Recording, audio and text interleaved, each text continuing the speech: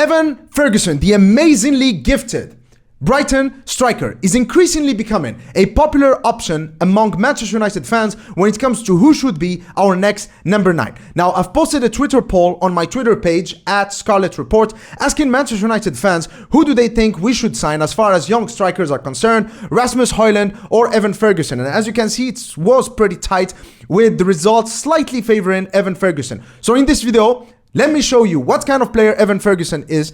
What would he bring to Manchester United? But more importantly, could we actually be able to get both Højlund and Evan Ferguson to Manchester United this summer?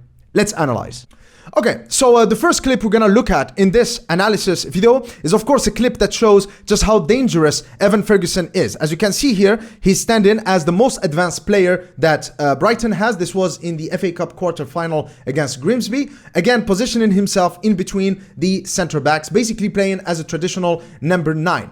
And this doesn't stop over here. So here he tries to make a run in behind the defense into this area over here. Of course, the Brighton player does not spot his run, so he doesn't get the ball there, but it doesn't matter. He makes sure that he's still onside, and then he tries to position himself again in between the central halves. And then normally, you know, with top strikers, if you give them an inch of space, as you can see here, Evan Ferguson does not have a lot of space, but his first touch has allowed him to have the ball in a very good position. And then, of course, beautifully composed. Come on, guys, remember, he's 18 years old. He's not supposed to play like this. And this was a beautiful, beautiful goal.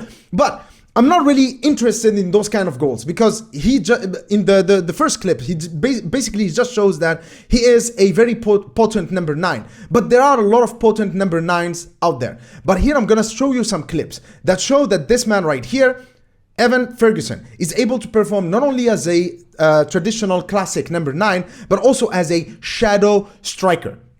The name sounds cool, but shadow striker is also a very cool position. Basically what it is strikers that are masquerading as attacking midfielders. So there are attacking midfielders who are not tasked with creating chances, but rather by scoring goals. Some famous names include, of course, our very own Wayne Rooney, Frank Lampard, Tim Cahill, but also Ricardo Kaká, especially under Ancelotti in that AC Milan team, playing ahead of Pirlo, Seedorf, Gattuso, and right behind Filippo Inzaghi and Andrei Shevchenko. So let's look at this. Again, Ferguson is positioning himself in between the central halves and ready to make a run in behind the defense. He doesn't get the ball. It doesn't matter because what's going to happen here is Sarmiento over here, his teammate, is going to try to make that run. So let's see what happens. So Sarmiento tries to make that run. Now, as you can see, the Grimsby defenders are occupied by Sarmiento, so they peel back a little bit. That creates this space right here, creates an opportunity for Ferguson to drop into this space right here. So now he can receive the ball. So here it shows how he can actually operate in between the lines, as you can see, between the midfield line and the defensive line. He tries to play a 1-2. It doesn't come off, but there is a favorable rebound. Sarmiento gets the ball. Now, Sarmiento and Ferguson are going to play a quick 1-2 for Ferguson to find himself in this zone right here. There you go. 1, 2, beautiful. Now he's in the zone. There is no stopping him. Beautiful goals. The main thing about the shadow striker position is that because you position yourself outside of the box or away from the defensive line, it makes it really difficult for the opposition defenders to mark your striker. So let's see it at play against a Premier League team. This was against Leicester. In, I think it was a 2-2 draw between Leicester and Brighton. I watched this game because of this man right here, Mitoma, another player that I like. So anyway, Ferguson again is involved in winning the ball back for Brighton. Now Brighton got the ball. So here Ferguson, what is he going to do? Is he's going to, of course, try to exploit this space right here. And now as you can see, the Leicester defenders, of course, Amarte and Faish over here, they have no one to mark. Nobody to mark. And that's extremely dangerous and extremely unsettling. It's a source of anxiety for a center back to have nobody to mark. You know that there are still 11 players, 10 outfield players out there, but you have no one to mark. Something must be wrong. So here Ferguson, as you can see, he's outside the box, but he spots the opportunity. This space right here, these defenders have nobody to mark. They are leaving this space empty right here, and he's gonna exploit it. Beautiful cross that comes in, and look, oh my, this header right here, just the right power, but it's beautifully placed. This is a child playing like a man amongst men. And speaking of child, this footage right here is from Evan Ferguson, but when he was 14. 14 years old. This was when he was playing for Bohemian, his team in Ireland, before he moved to Brighton, in a friendly game against Chelsea, who were managed by Frank Lampard during this preseason. So obviously here he drops deep. He's not playing as a pure number 9. He drops deep, gets the ball. What he does with it is, again, he shows his technical ability. He's dribbling past. Look at that. Beautiful, quick feet, able to create a chance for himself. The reason why I have included this clip right here is because it shows his natural instinct as a young player, in that he actually likes to drop into those spaces and he likes having the ball at his feet. He's not just a finisher. He's also someone who is very dynamic with the ball in his feet. He can make things happen. Then, of course, the final clip, a clip that I love so much, you know, and is here. This is Evan Ferguson over here, and who is he gonna press? He's gonna press Kurt Zouma, out of all players. If you know Kurt Zouma, a seasoned French international, a seasoned Premier League player, and of course, Kurt Zouma is a unit. He's very strong. And yet, look at Evan Ferguson when he was 14, fighting off Kurt Zouma and then getting a free kick, therefore winning the ball back for Bohemians.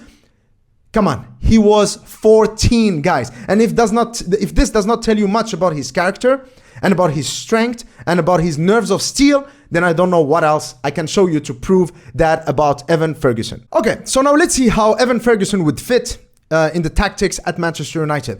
Now, first of all, let's just start by saying that even if Erik Ten Hag still uses his classic 4-2-3-1 next season, then a player like Ferguson, as well as Striker X, could still both have a lot of game time in their favorite center forward number 9 position. Why is that? Is because if we go with this choice of getting Striker X and Ferguson, it's 100% guaranteed that Weghorst is not going to stay. And plus Martial.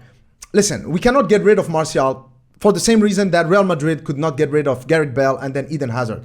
Players like Martial, who are past their prime, who are struggling with injuries, and who are on big wages, simply find no suitors, right? But still, that's actually a good thing for Ferguson and Striker X, is because Martial probably won't be available for more than 50 or 60% of the games. Plus, if we are having a season as good as this one, i.e. if we reach at least the semifinals of the League Cup and FA Cup, as well as the quarterfinals of the Champions League, then that's going to be around 60 games in that season. That means that both Striker X and Ferguson could play in their favorite number 9 position, have 25 to 30 starts in the season, or 45 to 50 appearances overall. Both of them are going to have more than 2,000 minutes per season. That's actually just as much as they can expect to play in their other clubs, you know, for example, Atalanta for Højlund or Brighton for Ferguson. So their progress is not going to be stalled. That's very important when you buy wonder kids. But the key question here is, could we actually play Evan Ferguson and Striker X in the same formation? And actually, yes, because Erik Ten Hag, especially against the big teams, we've seen it against Barcelona, against Manchester City, against Arsenal and Liverpool in the first half of the season. He likes to sacrifice width in those games, and he likes to play narrow and compact. And so basically what we could do is we could substitute Anthony for Evan Ferguson.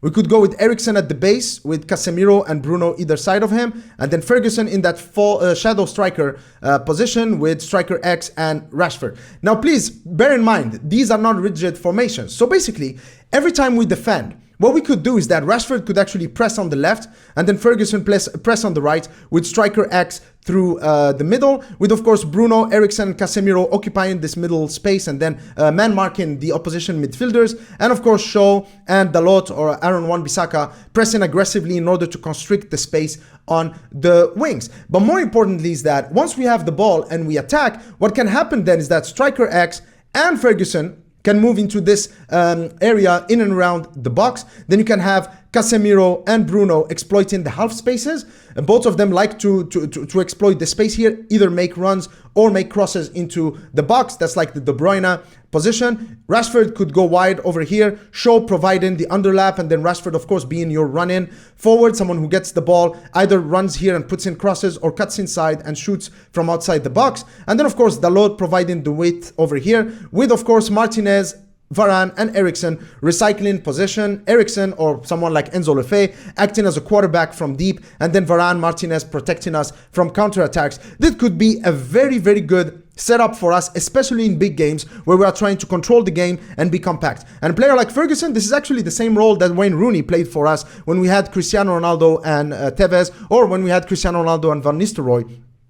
basically being a threat inside the box, but also being a smart player and a technical player who can play in between the lines, and also a pressing machine who can help us press and defend from the front foot. Anyway, guys, I hope that you've enjoyed the video. If you did, please make sure to give it the thumbs up, and please leave a comment in the comment section below telling me about what do you think about Evan Ferguson. Should we go for him? Do you agree with my tactical solution for using Evan Ferguson and another striker in the Manchester United lineup? What other strikers would you like to see at Manchester United? Please make sure to share this with your friends on social media and on Manchester United supporter groups. Until next time, cheers.